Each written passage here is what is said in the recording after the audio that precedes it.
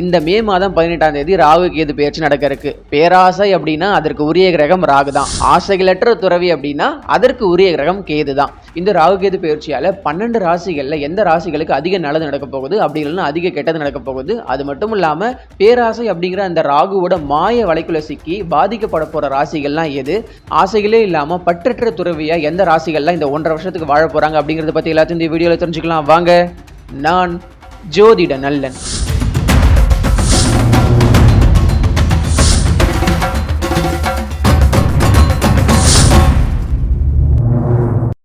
Video ஆரம்பிக்கிறதுக்கு முன்னாடி எப்பயும் சொல்கிற ஒரு விஷயம் தான், ராசி பலன் அப்படிங்கிறது ஒரு பொது பலன் தான். இது துல்லிய பலன் கிடையாது. எதையே நீங்கள் முழு பலனாக எடுத்துக்கிட்டு உங்கள் வாழ்க்கையில் எந்த ஒரு பெரிய முடிவுகளையும் எடுக்கக்கூடாது அப்படின்னு நான் முன்கூட்டியே சொல்லிடுறேன். ராகு கேது பயிற்சி பலன் சொல்கிறதுக்கு முன்னாடி ஒரு விஷயத்தை 12 ராசியில் பிறந்தவங்களுக்கு நான் சொல்ல விரும்புகிறேன். இந்த ராகு கேது பயிற்சியில் ராகு பயிற்சி இருக்கு இல்லையா, அதாவது மீன ராசியிலேருந்து இப்போ கும்ப ராசிக்குள்ளே ராகு வரப்போகிறாரு.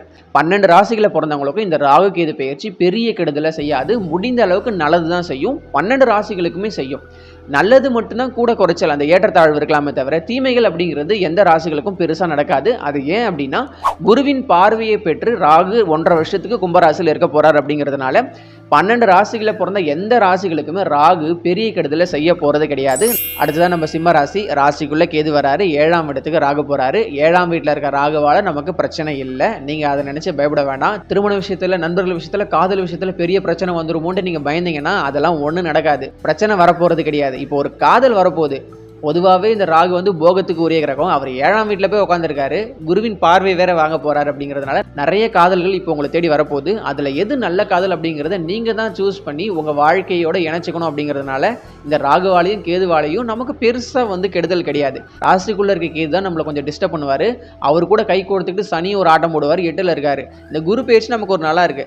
தடங்கள் வரணும், தடைகள் வரணும் அப்படின்னா ராகுவால பெருசா வரப்போறது கிடையாது, கேதுவால தான் கண்டிப்பா வரும்ன்றனால பொதுவாக சிம்மத்தில் கேது இருக்கிறது அப்படிங்கிறது அவ்வளோ நல்ல விஷயம் இல்லை. உங்கள் ராசிகளும் வந்து உட்காராரு அப்படிங்கிறது கொஞ்சம் டேஞ்சர் தான். பொதுவாக சிம்ம ராசி அப்படிங்கிறது தைரியம், ஆளுமை, அதிகாரம் அப்படி இது போல் ரொம்ப தோரணையான ஒரு ராசி. அங்கே வந்து அந்த எல்லாத்தையும் சுருக்கி எதுவுமே வேணாம், ஆளுமையாக இருக்கட்டும், அதிகாரமாக இருக்கட்டும், பட்டம் பதவி எது கொடுத்தாலும் அது எல்லாத்தையும் சுருக்கிடுவார் கேது. அவர் வந்து உங்கள் ராசிகளை உட்காரும்பொழுது உங்களுடைய கேரக்டரை நீங்கள் இழந்துருவீங்க.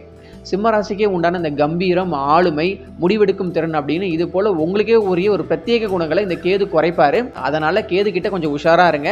மற்றபடி ராகுவால நமக்கு பெரிய கெடுதல் இல்லை, கேது தான் கொஞ்சம் நமக்கு இடைஞ்சல கொடுக்க போறான்றதுனால இந்த ராகு கேது பயிற்சி மோர் தென் 70% சிம்ம ராசிக்கு நல்லது செய்யக்கூடிய பயிற்சியா தான் இருக்கு. இந்த ராகு கேது பயிற்சிக்கு சிம்ம ராசிக்கு நான் எவ்வளவு மார்க் கொடுப்பேன் அப்படின்னா, ராசிக்குள்ள கேது இருக்கிறதுனால தான் நான் மார்க் கொஞ்சம் குறைச்சிட்டேன்.